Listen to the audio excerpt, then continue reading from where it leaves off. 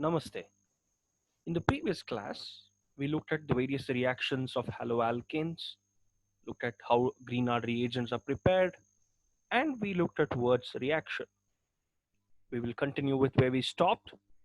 I gave you this homework where you had to combine these starting compounds and prepare a mixture of three alkanes.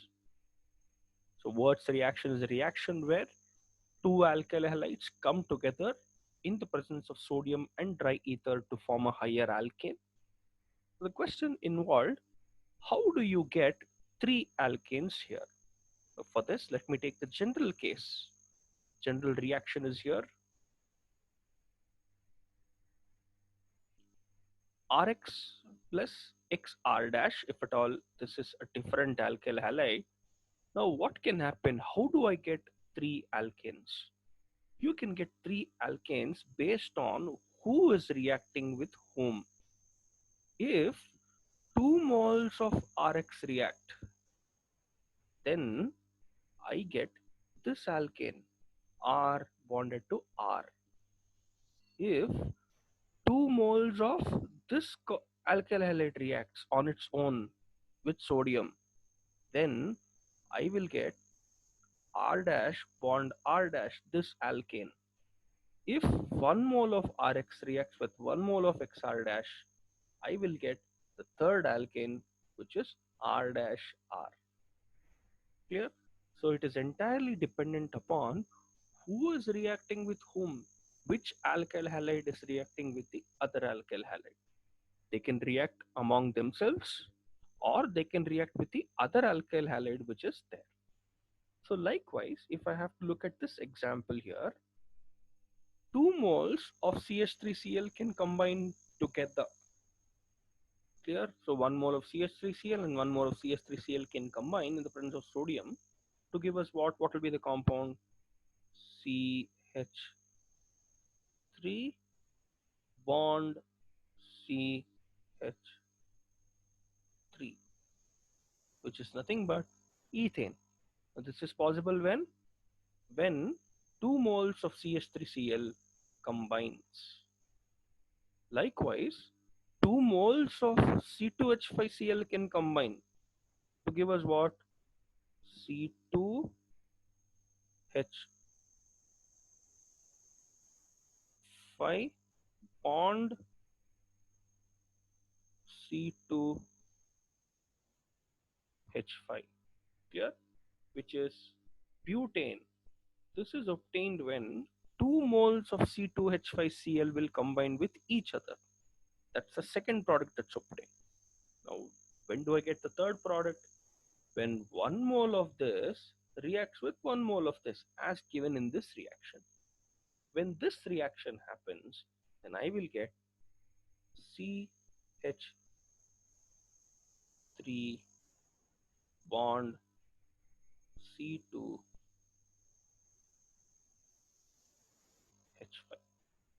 Got that? So you will get a mixture of products depending upon which are the two alkyl halides that are reacting. Clear? So this is what is mentioned here. So when do I get CH3CH3? I will get CH3CH3 or C2H6 when 2 moles of CH3Cl will react. Clear? 2 moles of this. When do I get C3H8? I will get C3H8 when 1 mole of this and 1 mole of this will react. When do I get C4H10? When 2 moles of C2H5Cl will react, I will get C4H10. So these are the various products that are obtained during Wurtz reaction. I'll give you one more reaction for you to write down now. So I've given you this reaction, starting compounds. I want you to complete this reaction. Find out who is the product. So make a note of the starting compounds here. And I want you to write the product.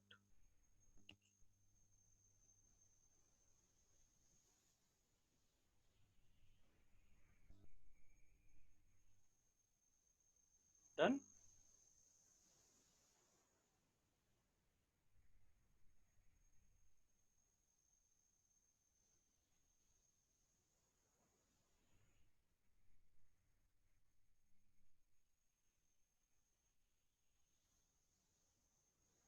Try to write the IUPAC name of that compound also.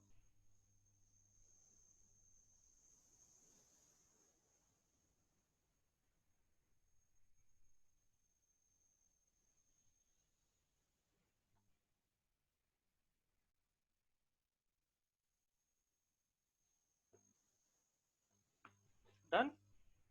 All right. So when these two compounds react, now he is already given us how it is removed, how the halogens are removed by sodium. Clear? All you need to do is combine these two R groups. When you combine these two R groups, you get the product. This is the product. Clear? 2,5 dimethyl hexane at the second position, and the fifth position you have methyl groups, and the straight chain has 6 carbon atoms, so hex. So 2,5 dimethyl hexane. Clear? Got that? Yeah. I want you to write the products for this starting compound. Now when you look at this is quite different, right? I've not given you the starting compound, but what might this be? Yes, this is the reactant, this is the product, sorry. From the product, I want you to guess the starting compounds. Who are the starting alkyl halides? Clear? So the product is given here.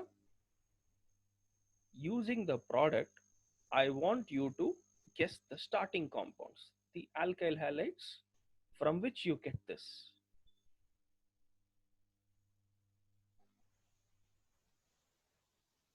Go ahead, do it.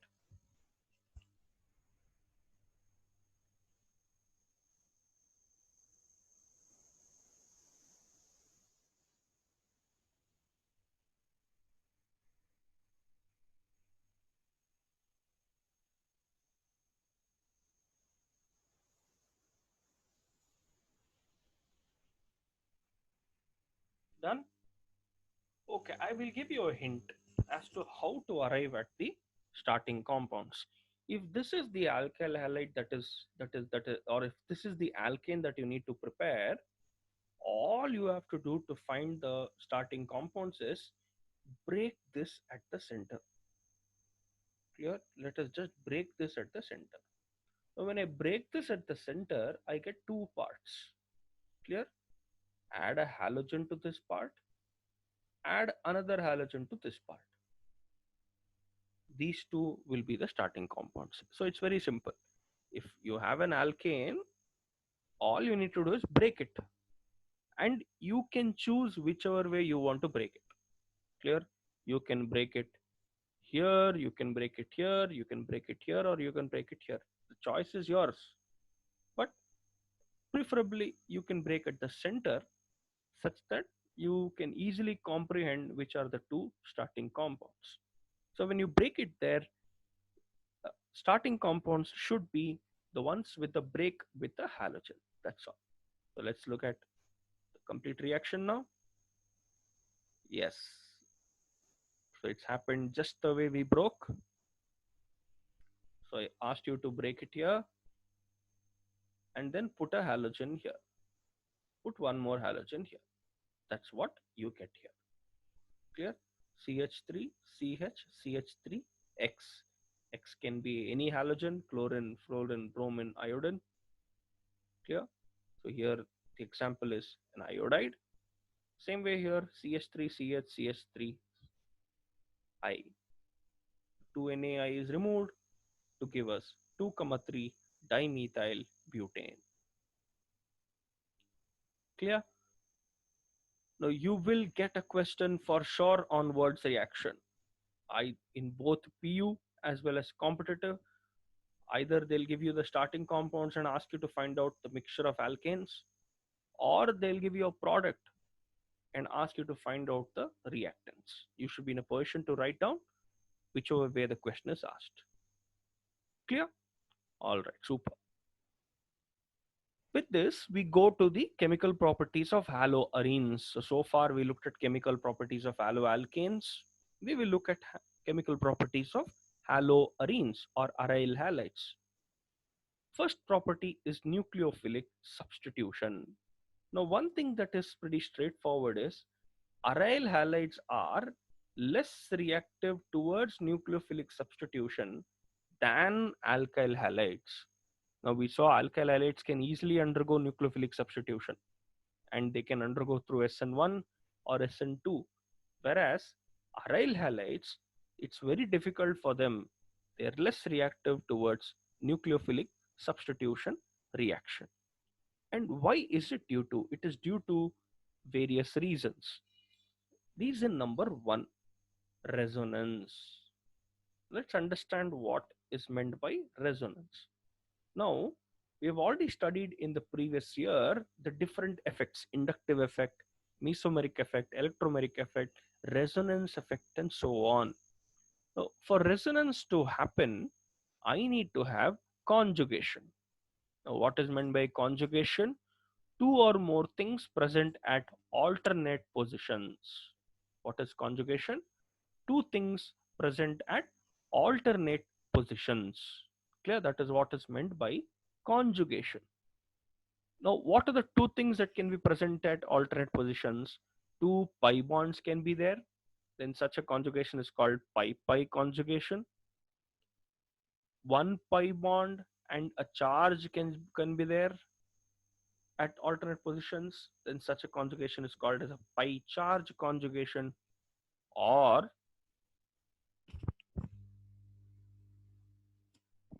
which is the third one?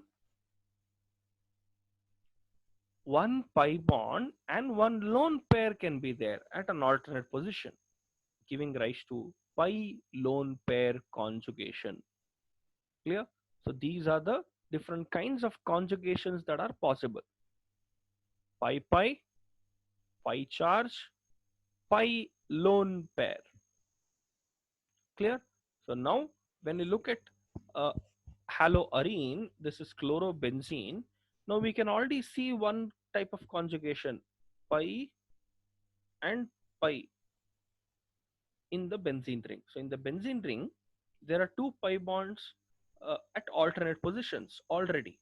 So I have one kind of conjugation which is pi pi. So resonance is naturally possible.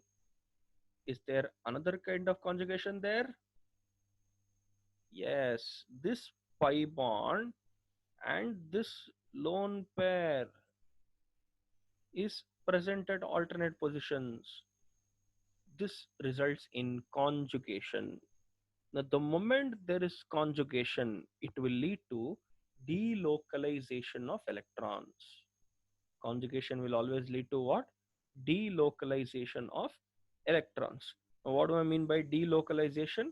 Electrons will shift from their position. Electrons will move from their position. Clear? That is what is called as delocalization. So let's see how they move. It is indicated in the diagram here.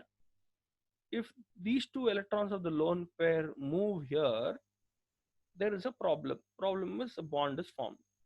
And what is the problem? Because the bond is formed, this carbon's valency is not satisfied. This carbon will have 5 bonds around it. So the consequence is that one of the bonds should break. Which bond will break? This pi bond will break, and these two electrons will shift to this carbon, giving rise to this structure. So can you see that? The lone pair has formed the bond here. Because halogen has lost the lone pair, it's got a positive charge. And this bond which was here, the pi bond, has broken and gone on top of this carbon as a negative charge. Clear? So this is the first structure. Now can this still show resonance? Yes, it can, because I have a pi bond and a charge. These two are present at alternate positions. pi charge conjugation, once again leading to delocalization. So these two electrons can go inside, and these two electrons can come out onto this carbon to form the charge as indicated here. Clear? So these two electrons of the charge has formed the bond here, and these two electrons of this bond have become the charge. Now, can it still undergo resonance? Yes, it can, because this pi bond and this charge is present at alternate. Therefore, this charge goes inside, a bond is formed here.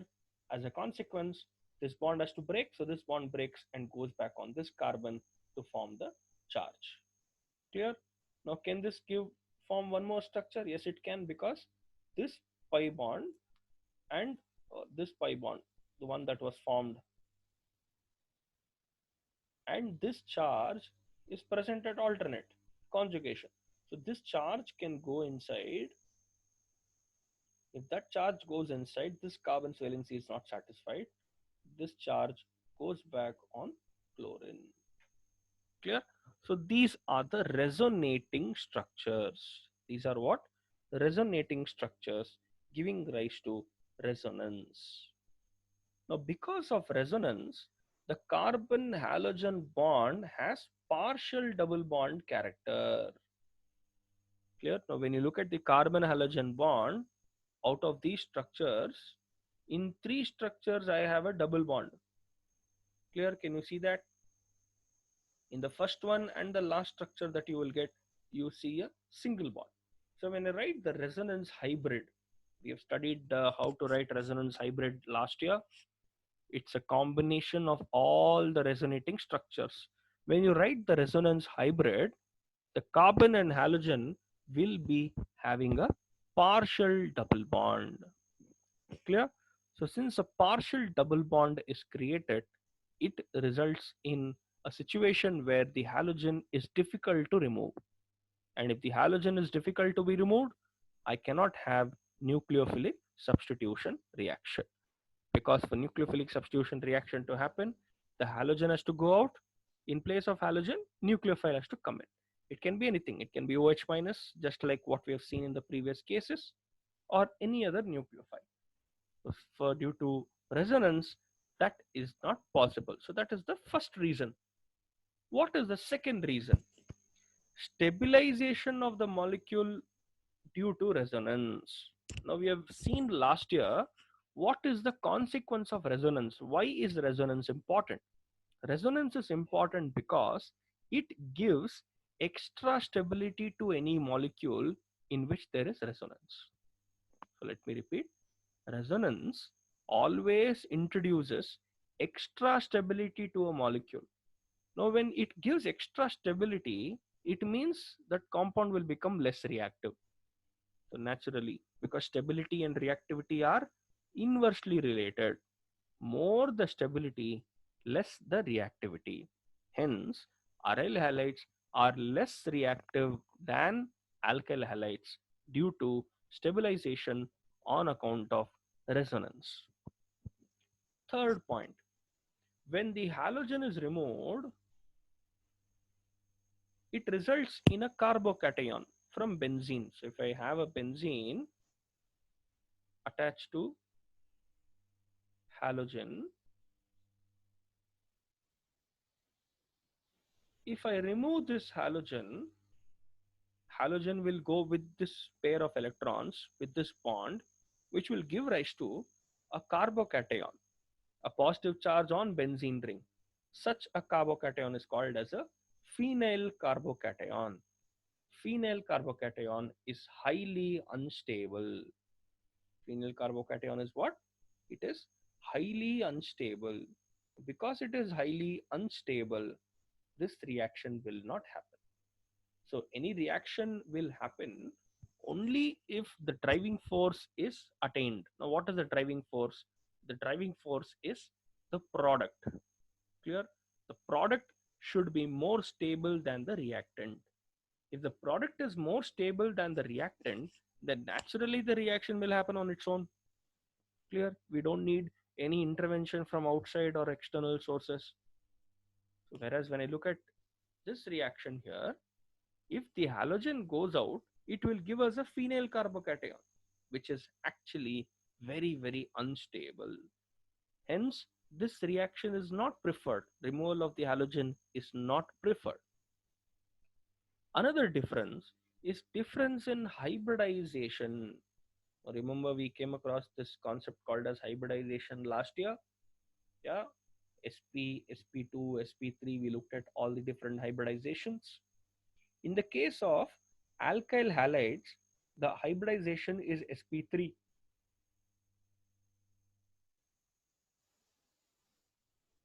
Why is it sp3? Yes, because we studied last year, if I have only single bonds around the carbon atom, then that carbon atom is sp3 hybridized. On the other hand, sp2 is if there is a double bond. If there is a double bond attached to a carbon atom, then the hybridization becomes sp2.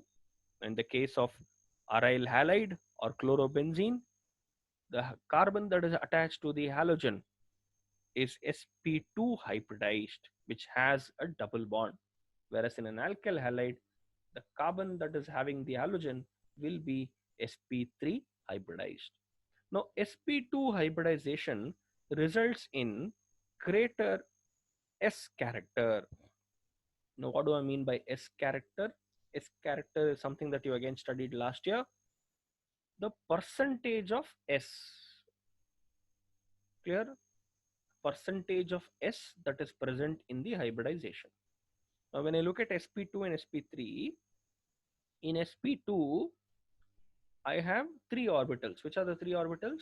One of S and two of P. Clear? So each of them have a contribution of what? Around 33%. So S character is 33%. Whereas when you look at sp3, how many orbitals are there? 4. Clear?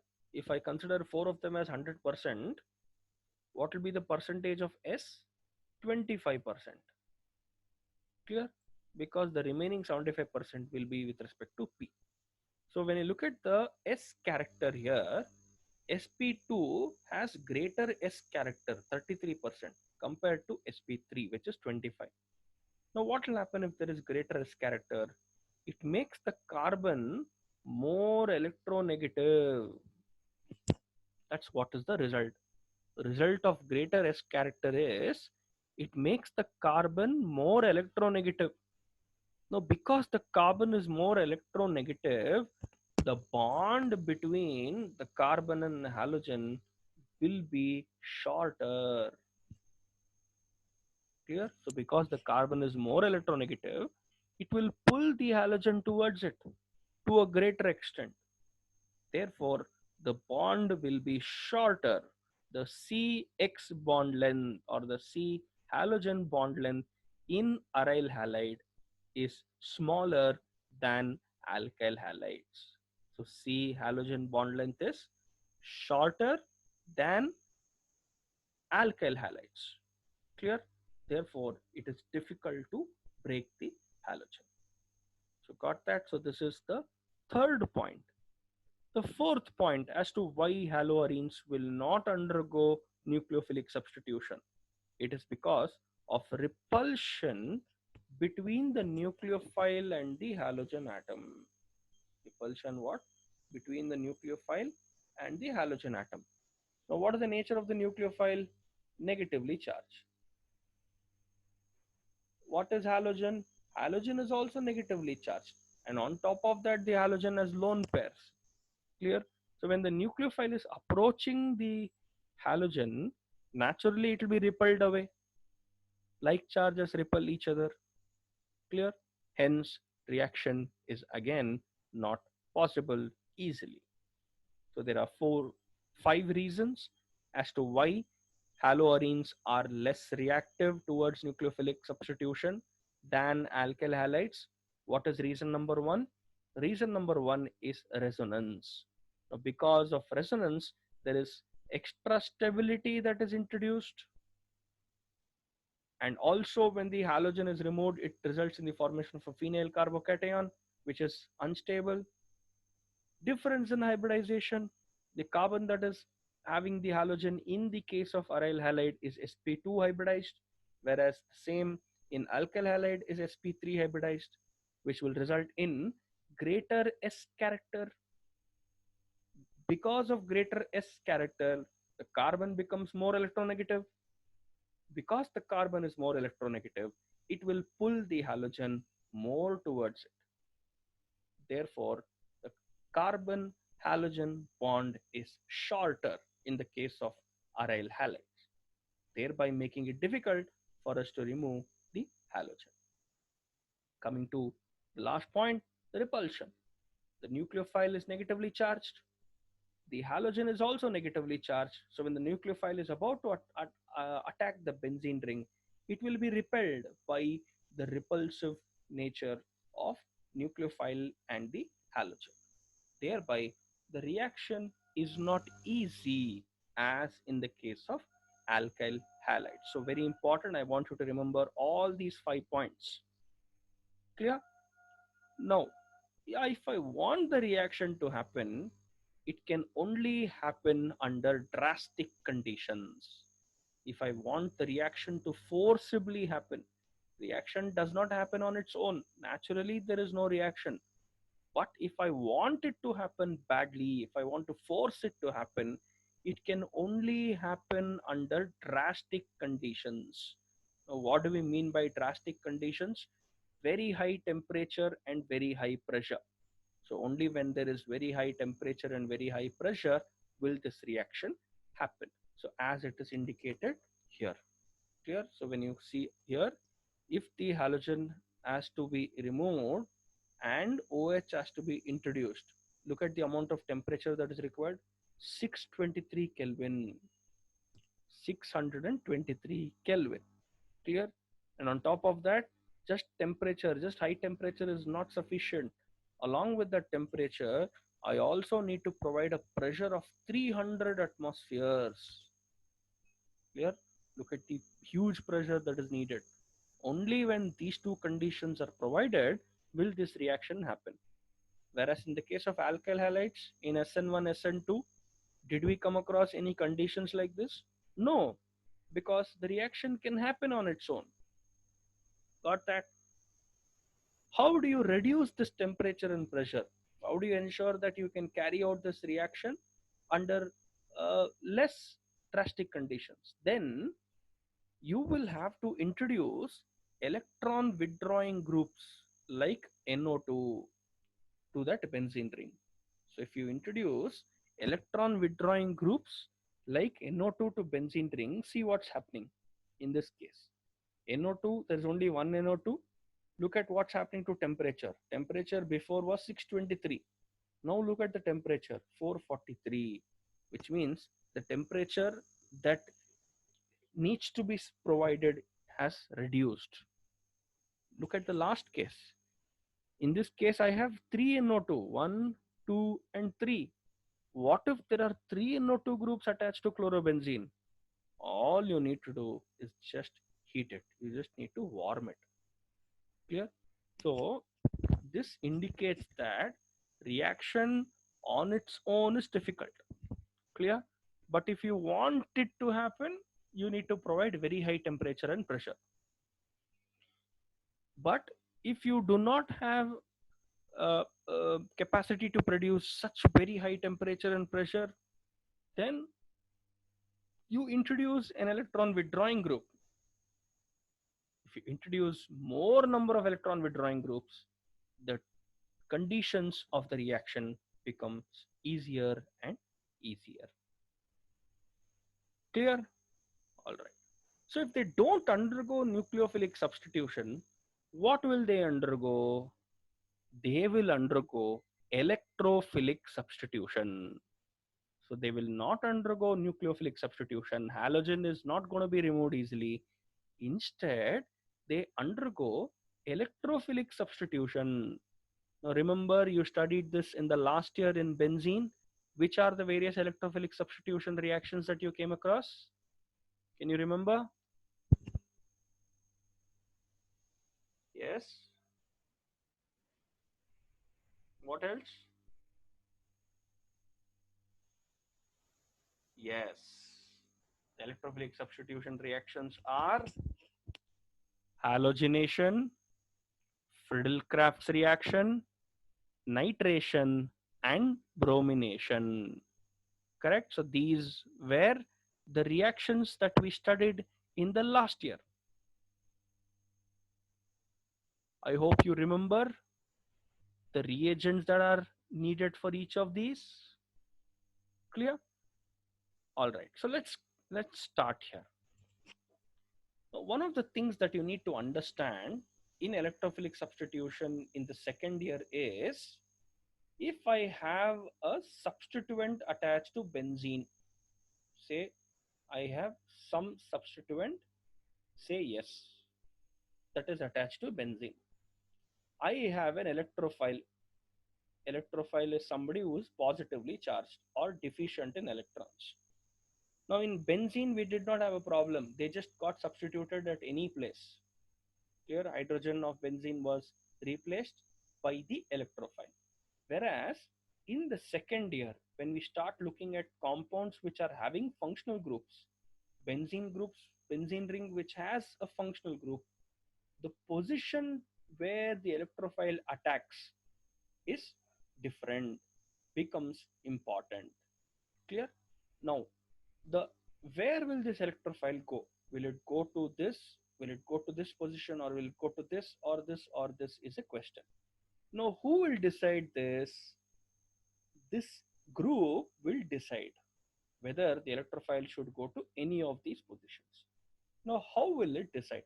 I want you to listen carefully to me. S can be of two types. This group that is attached to benzene can be of two types. Now, which are the two types? It can be EWG or ERG. It can be what?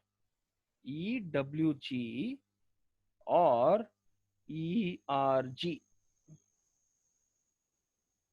Clear? Now, EWG is what? EWG is electron withdrawing group. Who's EWG? Electron withdrawing group. Then what is ERG? ERG is electron releasing group. ERG is what? Electron releasing group. Clear? So as the name itself indicates, what will they do? An electron withdrawing group will withdraw electrons from the benzene ring. An electron releasing group will release electrons into the benzene ring. Now, what will make somebody electron withdrawing or electron releasing? That becomes the next important question. If there is an electronegative element in that group, if there is an electronegative element in that group, it will behave as electron withdrawing group. So let me repeat. If there is any electronegative element in that group, it will behave as electron withdrawing group. Whereas if there is an electron releasing nature, now when will somebody be electron releasing? If it has excess electrons. Now when can it have excess electrons? Here we are referring to lone pair. Very important. If the atom that is bonded to benzene is having a lone pair, then it behaves as electron releasing group. It will push the electrons towards the benzene ring. Clear? Such a group is called as an electron releasing group. Now, electron withdrawing group will pull electrons more from ortho and para positions. Electron withdrawing group will pull electrons more from what? Ortho and para positions. Therefore, electrophile will always attack the meta position, as the meta position has more electron density. So let me repeat, I want you to listen carefully. Electron withdrawing group pulls electrons more from ortho and para positions, because of which the electrophile that is coming in will always attack the meta position, because the meta position relatively has more electron density than ortho and para. On the other hand, an electron releasing group will increase electron density more at ortho and para positions. Therefore, the incoming electrophile will prefer to attack either the ortho position or the para position. Let me repeat. If the atom that is bonded to the benzene ring is electron releasing in nature, it will release more electrons to ortho and para positions. If it releases more electrons to ortho and para positions, naturally the incoming electrophile will be directed towards either the ortho or the para positions, making ortho para products possible during this reaction. So you are able to understand this. Once again, let me ask you, when will somebody be electron withdrawing? Yes, the when there is an electronegative element in that group. When will somebody be electron releasing? Yes, when the atom that is bonded to a benzene ring has a lone pair. When the atom that is bonded to benzene ring has a lone pair, you get electron releasing nature. Clear? All right. So with this understanding, let us now look at electrophilic substitution of haloarenes. Halogen atom is an electron releasing group. Halogen atom is what? It is an electron releasing group. Now, why is it electron releasing? Because it has a lone pair. We just said if an atom having a, a lone pair is attached to the benzene ring, naturally it becomes an electron releasing group, in spite of showing minus I effect. Now, this is important. Halogen is electronegative. Now, because it is electronegative, what will it do in a bond? In a bond, it will pull electrons towards it because of minus I effect. So, halogen here shows minus I effect. At the same time, it pushes electrons into the benzene ring. We call this effect as plus R effect last year. Here, remember resonance effect, plus R minus R. So halogen is a plus R group in spite of being a minus R group. Clear? It shows electron releasing resonance effect. Clear? And we just said, because it is electron releasing, it is an ortho para directing group. Now, what do I mean by ortho para directing group? It will direct the electrophile either at ortho position or the para position. It will direct the incoming electrophile either to the ortho position or to the para position. Clear? And an activating group. Clear? Activating group is a group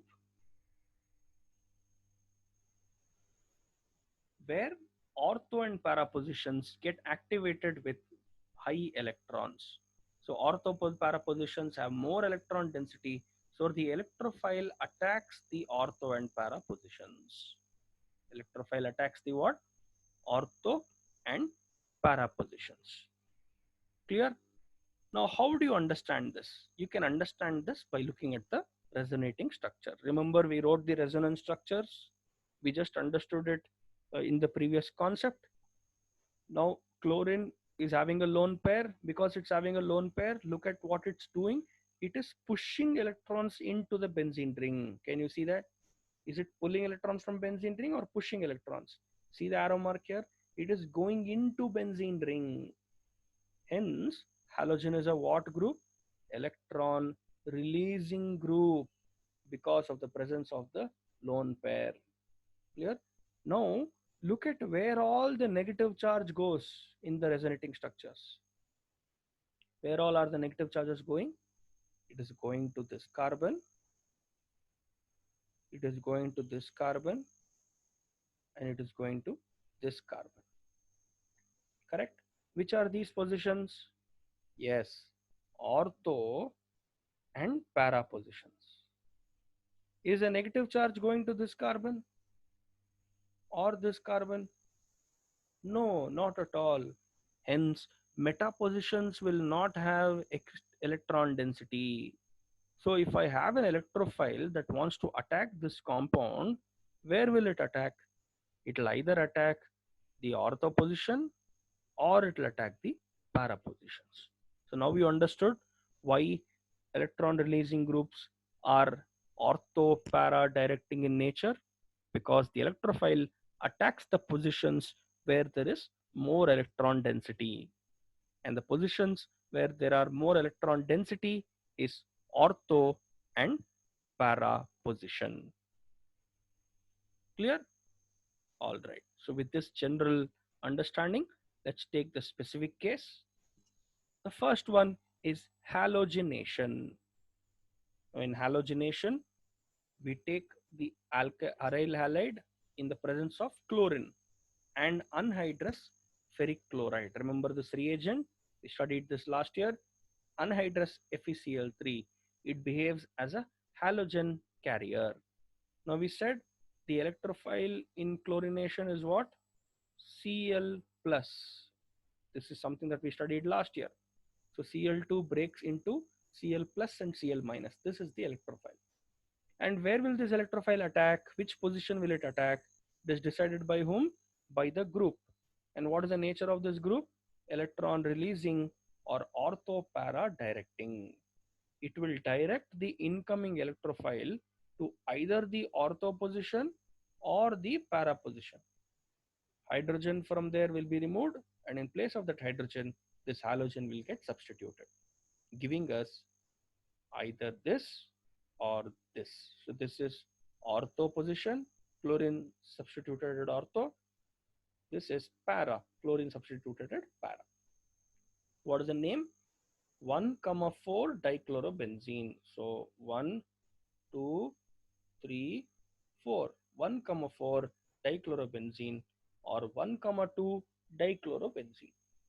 Clear? So this is the compound name, or this is called as orthochlorochlorobenzene because the chlorine is attached at ortho. So orthochlorochlorobenzene. This will be parachlorochlorobenzene. Clear? Because the chlorine is attached to the para position. Clear? Now we studied this last year as well. The para product will be more stable than the ortho product. Para product will be more stable than the ortho product. Because it is more stable, it will be formed in large quantity. Hence it is called as major. Whereas you look at this one, it is minor. It is formed in small quantities. Now why is this seen? Why is para more stable than ortho?